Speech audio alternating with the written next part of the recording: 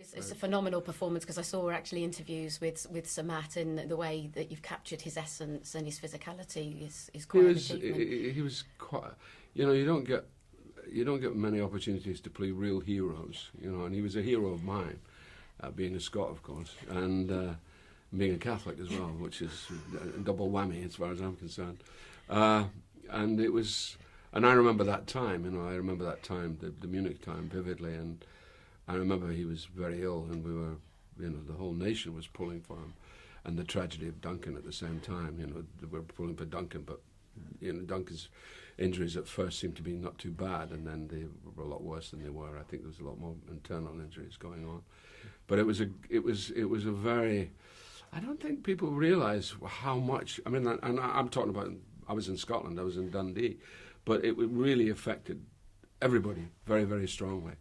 And especially Sir Matt, because he was what he'd done, when he'd come after the war, and what he'd done at Old Trafford. It was a phenomenal achievement. I mean, it's one of the great achievements, and the legacy, of course, Alec took it on, but it's Matt he was the real deal.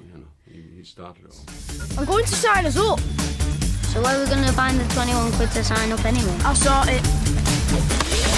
Hey! He's got my wallet. There he is! I haven't seen ball control like that, not since the Brazilians. I won't call the police if you let me manage your team. You crack his granddad. You can't just make yourself manager. I can. It's called blackmail. Well, do you think as well, because he'd witnessed the accident firsthand, it makes life so precious, and therefore the ability to follow the dream is even more important, and for him to be able to help that was paramount, really. His idea and his dream was to build a young side together, I think it was through his own experience as a young footballer that he got it in his mind, well, if I ever become a manager, it's going to youth. I'm going to take youth up. And that's what he did, his dream. And the film, of course, suggests this, it comes along about that. The young boy, my dad at first doesn't want to know, and then all of a sudden he sees this young boy with ability. And that's how it goes on, really, similar to... they're a lot younger. It's a lot younger than the boys that my dad started. He started them around about 15, and I think all the clubs at that time never thought of 7-year-olds. No, that's right. All that sort of thing. Pelly grew up playing street football, just like you, and couldn't even afford a football. He used a grapefruit. Oh, my breakfast! Do you think as well, with regards to the way the film shows it too, that there is an affinity between the George, the young footballer, and Sir Matt, because they both experienced loss? It's loss, but it's also about, when you know that you've got talent and you don't know where to put it, and who's going to help you, and you're only 15, you're only 12, you're a kid. I had that.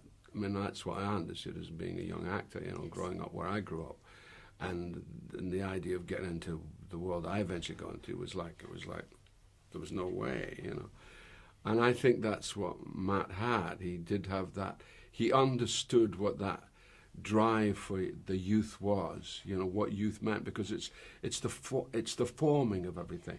It's everything that forms, that makes you the man you become as you get older. And I still go back to that. I mean, I go back to everything that happened to me in my completely early years. Those were my key years, and it's never been, sometimes it was my finest hour, but it's certainly my most important hour. And that is something that Matt, he understood in himself, and he clearly understands it in relationship to these kids. That's why this story, which is, it's a fictional story, but it's about that essence. It is about belief. And belief starts at a very young age. Sandy Busby. I knew you looked familiar. I would prefer it if the boys didn't know. The dialogue in the film is that I'll earn their trust. And for me, it seems like there was this sort of humility about him and a modesty. Is that how you saw Sir Matt Busby? Yes, I'd say you're right there. I mean, when he was with his players. He showed them respect. They showed him respect. And that continued throughout, I think that continued really throughout his playing career, his managerial career. But going back to young boys, the example was with Georgie. My dad had gone down to just watch the boys, the kids playing, football. And all of a sudden he saw this little dark-haired lad, and he said to the coach, he said, the little dark-haired boy, that's a good player. He says, yes, boss, yes, he is a good player. He says, right. Then a fortnight later, he goes back down, and there's no little dark-haired boy. And my dad says, where's the little guy? Oh, he's homesick. So he's had to go back home. So my dad goes straight home, gets his father's phone number, Dickie, Dickie Best, and he phones me. He says, Dickie, whatever happens, let me know as soon as he wants to come back. And sure enough, he did want to come back, and that was happening with my dad, with Georgie. I think also, Brian, my dad used to check up when he was signing a young boy on. Mm-hmm. He used to check the relatives. I think it's a funny thing, he'd check the relatives. What they're like with the tall.